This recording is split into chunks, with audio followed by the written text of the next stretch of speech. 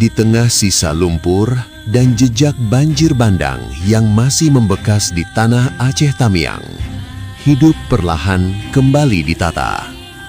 Rabu pagi, 14 Januari 2026, di Desa Tanjung Binjai dan Desa Kuala Penaga, harapan hadir dalam wujud kepedulian. Sebelum langkah pengabdian benar-benar sampai, ada sungai yang harus dilalui. Di pagi yang sunyi pasca banjir bandang, tim kesehatan Polri menyeberangi arus deras dengan sebuah getek sederhana. Jejak bencana masih nyata, namun tekad jauh lebih kuat dari rasa takut. Harapan akhirnya tiba di seberang. Bukan membawa senjata, melainkan stetoskop, obat-obatan, dan kepedulian.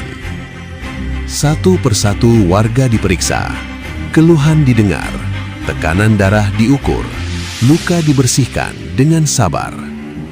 Dermatitis, ispa, hipertensi, hingga diare dan penyakit kronis menjadi dampak yang tersisa dari banjir bandang. Sebanyak 193 warga mendapatkan pelayanan kesehatan hari itu. Namun, pengabdian tak berhenti di pos layanan. Tim medis Polri melangkah lebih jauh, menyusuri rumah-rumah warga yang tak mampu datang sendiri. Home visit dilakukan. Dugaan psoriasis dan pasien stroke menjadi perhatian khusus. Karena pemulihan bukan hanya tentang membangun kembali, tetapi tentang menjaga kehidupan.